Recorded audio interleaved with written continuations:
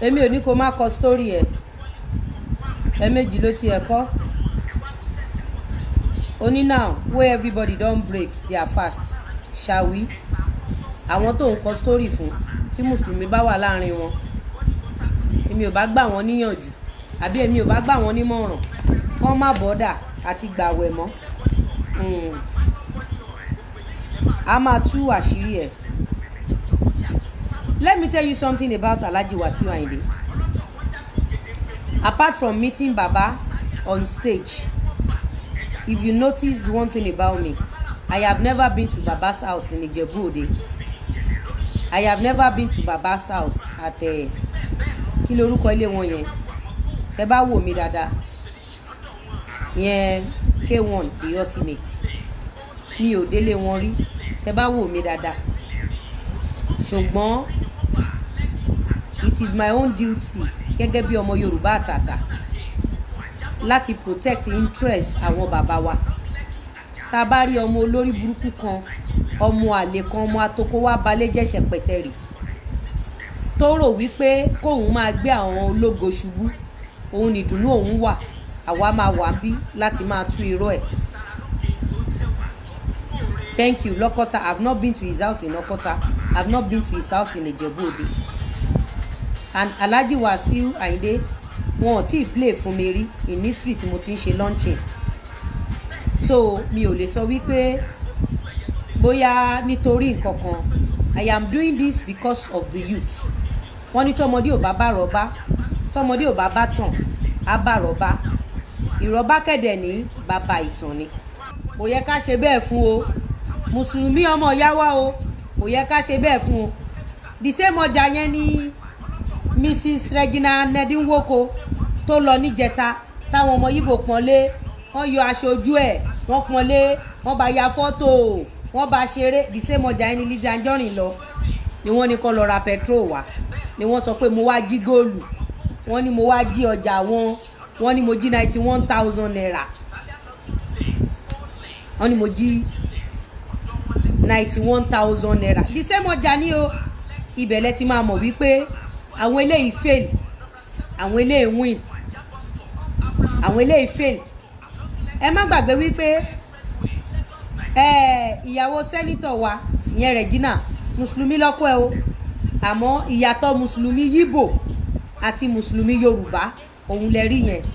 Yorùbá ní Yorùbá máa jẹ́ nínú nǹkan tá a wá ṣe.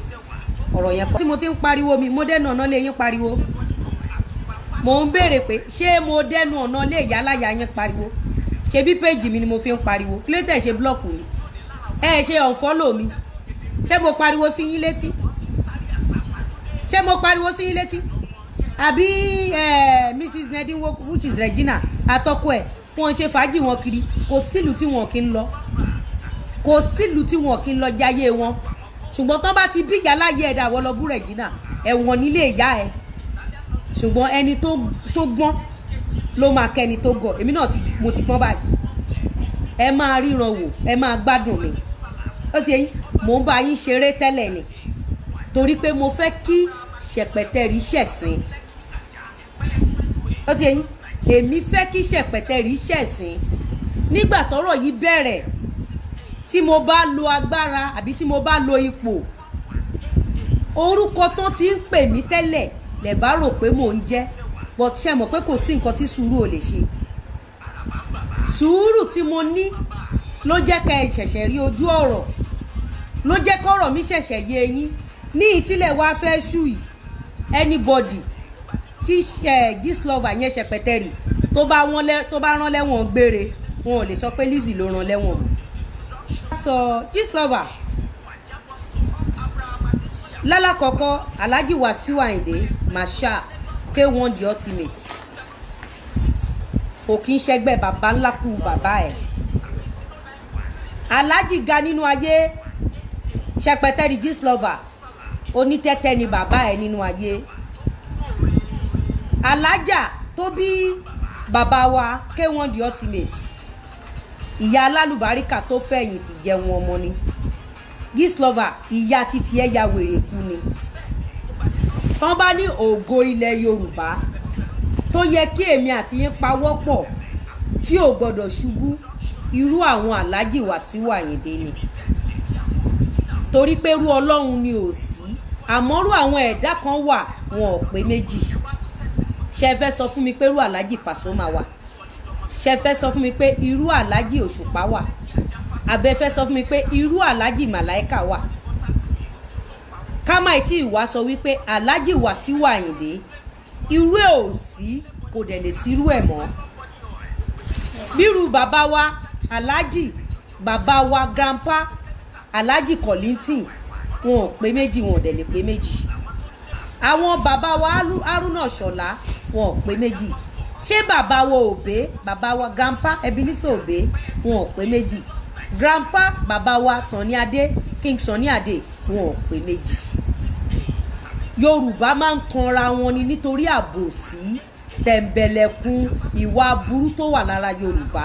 Àwọn tí mo dárúkọ yìí ẹni oríṣàdá ni wọ́n, wọn ò pé méjì. Tá a bá wá ní àwọn oríṣàdá nílẹ̀ Yorùbá, tá a bá ti wá dáwọ́ bò ó, ẹkún ọ̀la ni fún wa. So therefore gist lover, mo máa wó gbogbo irọ́ tó pa mọ́ Alhaji Wasiu Ayinde, mo máa wo tútú. Èmi ò ṣe show, èmi ò tú irọ́ ẹ nítorí owó, kò sí iye tán fẹ́ fún mi, I am doing well. Bí kò ṣe pé èmi fi ń tọrọ oore fún àwọn ọmọ tó tara mi jáde. So gbogbo ohun táwa fẹ́ ṣe fún Alhaji Wasiu Ayinde lẹ́ni. Lálákọ̀ọ́kọ́ ọjọ́ orí mọ́mì wọn àwa fi tọrọ kéèyàn tó bímọ nú ayé kó tó ga, ẹ gbọ́ mi, a fi tọrọ àbíamọ ni mí, àwa ò ní bá wọn pa arúgbó lẹ́kún. Torí pé o bá rírú Alhaji Wasiu Ayinde yẹn tó wá jẹ́ pé story ẹ̀ tí ò change dọ́là ni wọ́n fi ń pa ìrònú títí ẹrẹ́ṣẹ̀ pẹ̀tẹ́rì, ayé ìyá ẹ ti bàjẹ́.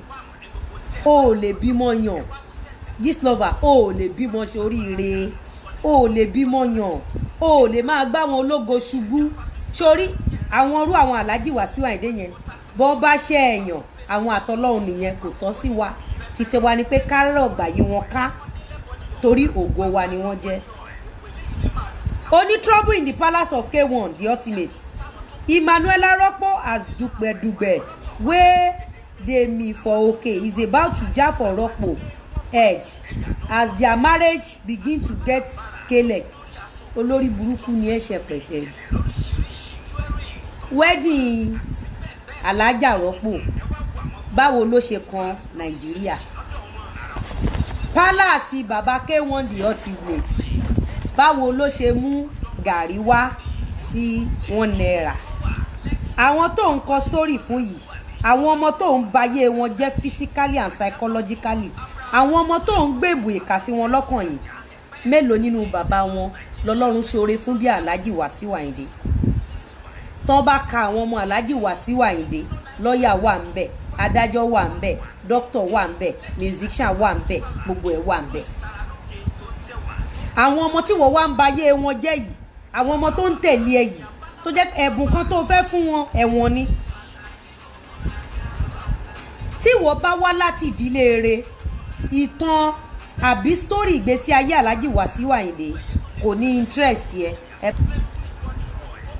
Ọba Alhaji Wasiu Ayinde, òun náà ṣe ń pè wọ́n ní king. Kò tọ́ sí ẹlẹ́nu ṣẹpẹtẹrì, kò tọ́ sí ìyáláyà ẹlẹ́nu bí odidi ọba bó bá ṣe gbé ilé ayé ẹ̀. Bàbá ẹ̀ ta tẹ́tẹ́ kú ni, o ò ní mọ irú àwọn Alhaji Wasiu Ayinde. Ṣé o mọ̀ pé o dẹ̀ burẹ́wà, o ṣàlàwọ̀, o ugly tògòtògò, gbogbo rọba báńdì òbú ẹ ló ti já. So o ò ní mọ irú àwọn àǹtí Rọ́pò yẹn. Ó dùn mí tí mi tí di speaker nígbà tí Alhaja Fatia tó ṣe kéèsì wọn gbà yẹn. Gist lover, ó kéré nínú ayé, ó kéré obín tí o bìlò, ẹgbẹgbẹ̀rún ìyáláyà ẹ tó jẹ̀gbẹ́kú tó yàwó kọ́ ló máa dènà Alhaji Wasiu Ayinde. Yasin.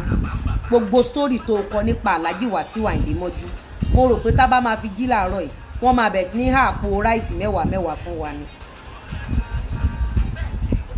mo wá rí i pé olórí burúkú ọmọ ni ẹ́. ṣínkóbá sí madness tó ń bá yẹ ẹ̀jà wàá rí i pé màmá tó bí Alhaji Wasiu Ayinde kò ya wèrè àwọn ọ̀yá tán fi ń ṣàdúrà fún ìyá ni ṣẹpẹtẹrì èèyàn mélòó ló lè fọlọ́ àyẹ́ ẹ̀ tọrọ. ṣínkóbá sí madness wèrè tó mú ìyá ẹ òun ló mú ẹ bó o bá ní wèrè láwùjẹ tó o bá ní wèrè lọ́pọlọ bí wèrè ò bá sí nínú DNA ẹ ìtàn ìgbésí ayé ìgbéyàwó Alhaji Wasiu Ayinde báwo ló ṣe kan ọrọ̀ ajé Nàìjíríà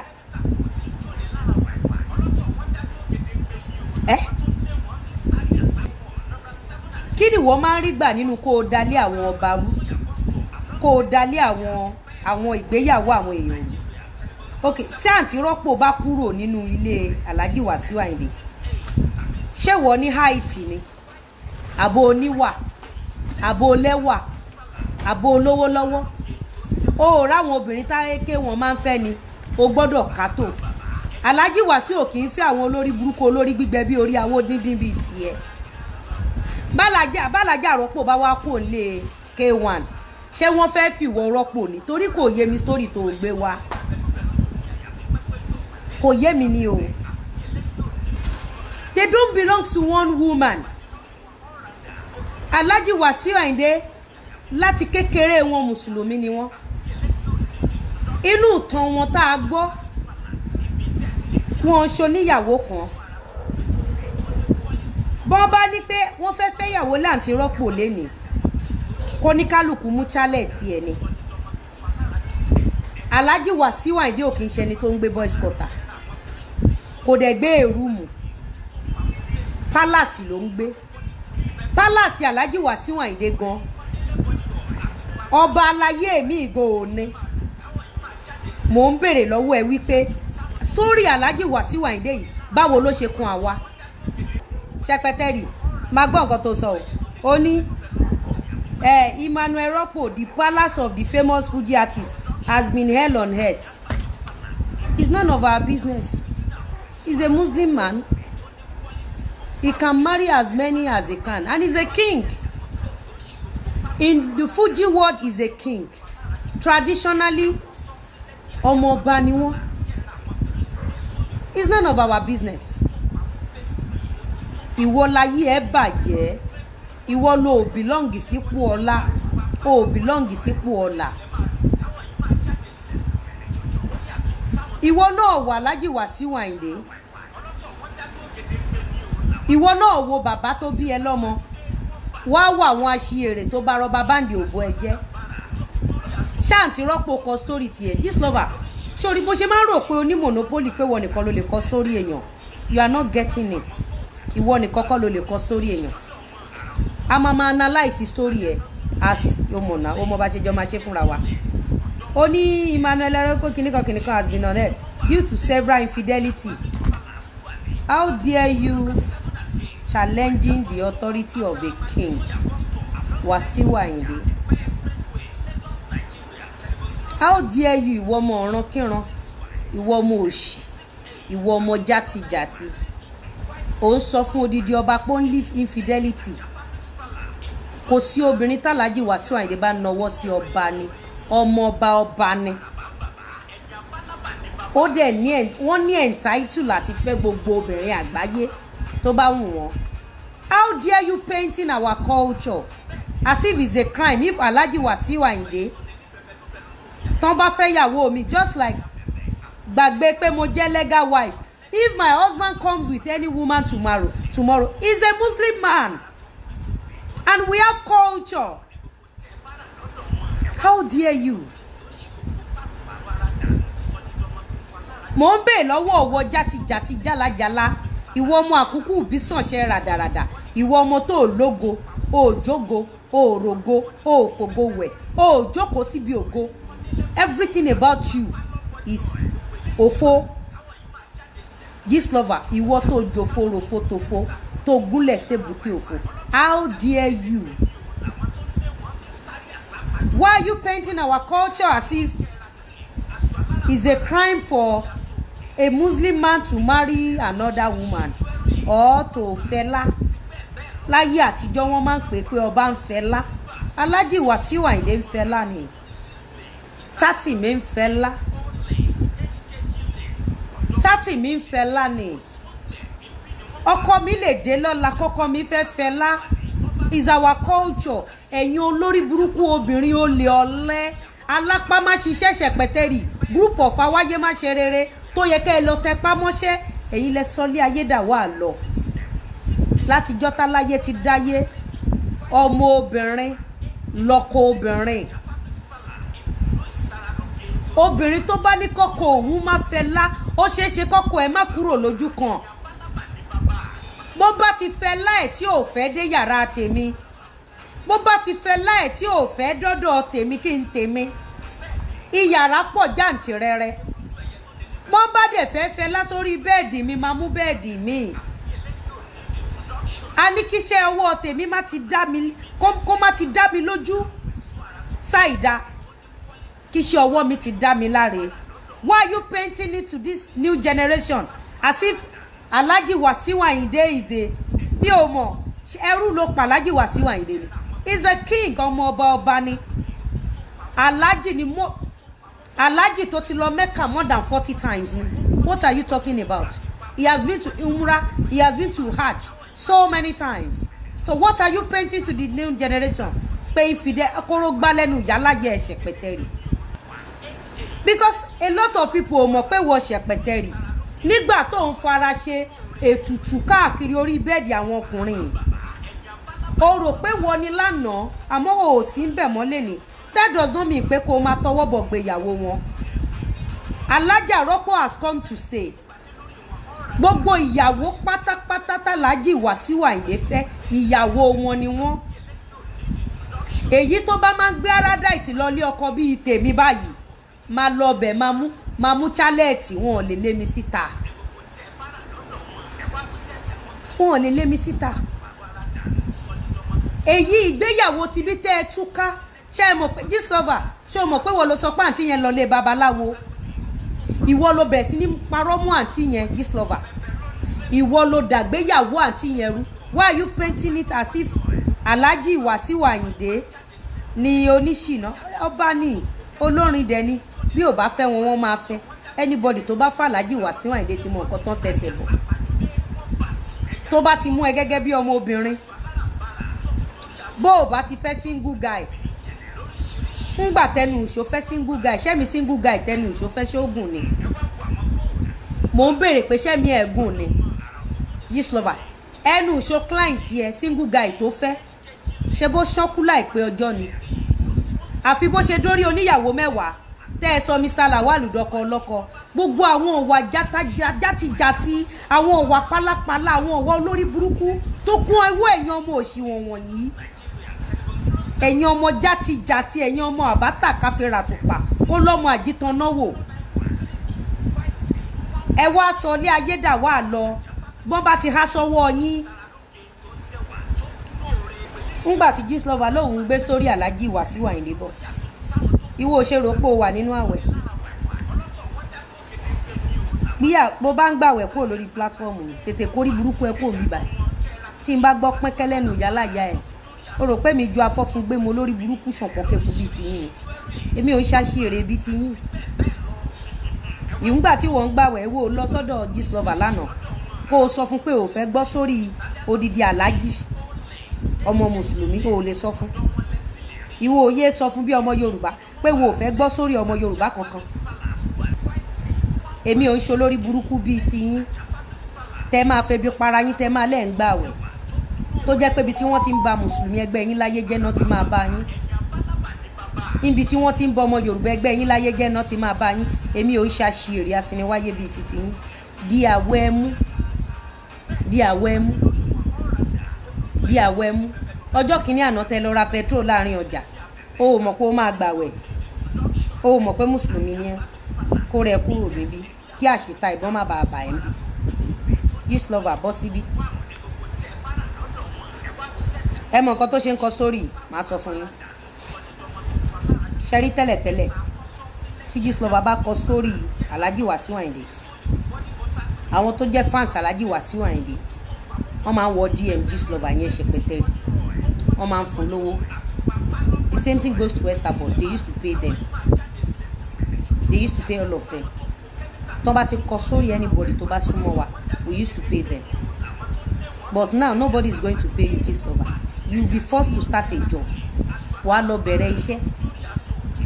Olórí burúkú ológo TikTok. Àṣìírí. Ìwọ náà wẹ̀ sí àgbáyé tó ń ṣe lórí TikTok. Mi ò fẹ́ mọ̀ anybody tí Alhaji Wasiu Ayinde bá ní issue pẹ̀lú kán lọ sọ̀tì ẹ̀ nínú ilé wọn. Bóun Alhaji Wasiu Ayinde agbóbìnrin 1 million wọ palace kó kan wá. Bàbá wa ń fẹ́ láni, orúkọ là ń pọ̀ bá aládé. Bàbá wa wọ́n ń fẹ́ láni. Wọ́n fẹ́ láni. Ẹni tí bàbá wa bá fẹ́ wá fẹ́ lá fún, gbó bá gbà, ó lè máa lọ lé ìyá àti bàbá ẹ̀. Anything tí ò bá ti jọmọ́ wípé ọmọ Yorùbá fẹ́ bẹ̀rẹ̀ business, àwọn mùsùlùmí fẹ́ bẹ̀rẹ̀ business, mi ò fẹ́ gbọ́. Gistlover máa dó sọ́run ìyá ẹ̀ ń bí Yasin. Èmi àti ẹjọ́ máa nà tán yìí. Máa gbọ́ o. Máa gbọ́ lórí burúkú wo yá wà sí tó fi jókòó, tó fi type òṣì, tó post. There has been gist going on around that cream de la cream of Lagos about Fuji star having an affair with his chef. Okanwa ó fẹ́ ládé bẹ́ẹ̀ ni. Alhaji Wasiu Ayinde wọ́n fẹ́ ládọ́dọ̀ chef ìyẹn Okanwa. And his newest bride friend ó fẹ́ ládọ́dọ̀ ìyàwó ọ̀rẹ́ ni ìyẹn Okanwa. The gist was an in-house gist, so one way or the other na so the matter reach Emmanuela table. Wàhálà tí wọ́n nìyẹn. Àbí ṣé tébù tèmi ló dé? Àbí tébù economy Nàìjíríà ló dé? Ṣẹpẹtẹrì awáyé má ṣe eré, ṣé tébù yálàyà ẹ̀ tó ti ya wèrè? Àbí bàbá olórí burúkú tó ta tẹ́tẹ́ kú ló dé? Mo ń béèrè ni pé ṣé tébù yálàyà tiẹ̀ ló dé? Now Emmanuela table. The next morning Emmanuela was at loggerheads with K1. Bó ṣe sọ pé mo jí 91,000 nínú ọjà nìyẹn. Báwo ni Alhaja rọ́pò Emmanuela ṣe máa gbéná wojú kábíyèsí? Báwo ni Alhaja rọ́pò ṣe fẹ́ gbéná wojú kábíyèsí? For you to know how disciplined tí Alhaji Wasiu Ayinde wà, you can tell it from the previous marriage. Àǹtí tí wọ́n ń taṣọ yẹn, you can tell how strict Alhaji Wasiu Ayinde, you can tell from that woman. Bí kéèsì yẹn ṣe le tó, bọ́n ṣe parọ́ mọ́ woman yẹn tó, woman yẹn ò sọ nǹkan kan. Kò ń ṣe pé woman yẹn ò lè sọ̀rọ̀, but woman yẹn mọ consequence pé ọba lọ́kọ òun. Woman yẹn ò dẹ̀ fẹ́ tú relationship àwọn ọmọ wọn pẹ̀lú Alhaji Wasiu Ayinde. Woman yẹn ò fẹ́ túká. I dove my heart for that woman. I respect that woman so much. I love her so much, and I learn a lot from her. Thousands of words ló wà lẹ́nu woman yẹn láti sọ, but ó mọ̀ pé Ṣàngó ọkọ Ọya lọ́kọ òun. Ó mọ̀ pé iná lọ́wọ́ iná lẹ́nu. Ó mọ̀ pé bàbá yẹn kábíyèsí is a rational man that can take a decision and he will stand on his decision, and nobody will change that decision. Kò sí bàbá ńlá kó ẹni tó lè change the decision Alhaji Wasiu Ayinde. I am not too close with him, but from afar I can read him through his wife, his children.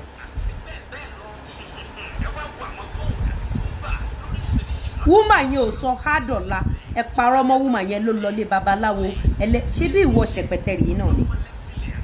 Abẹ́ ti gbàgbé pé ṣẹpẹtẹrì àwọn group of company ló ṣaburú fún woman yẹn. Tẹ́ ń sọ̀rọ̀ babaláwo, tẹ́ ń sọ̀rọ̀ gbá, tẹ́ ń sọ̀rọ̀ àwo.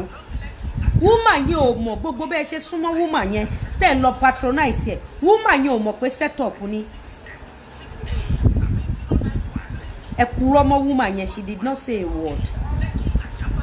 That woman left with honor, pẹ̀lú respect tó ní fún àwọn ọmọ. Ìwọ ṣẹpẹtẹrì kó o lè bá mọ̀ pé bàbá olórí burúkú awáyé má ṣe rere ni ẹ́. O mọye pàtì tó o ṣe fún Alhaji Lawal nítorí pé o fẹ́ gba bára. Enough of your fuckery, Gistlover. Kó o gbogbo orí burúkú ẹ lọ, kó o gbogbo òṣì ẹ lọ, gbogbo àwọn ẹ̀sìn ẹ̀yìn ò jẹ́ wá mọ́.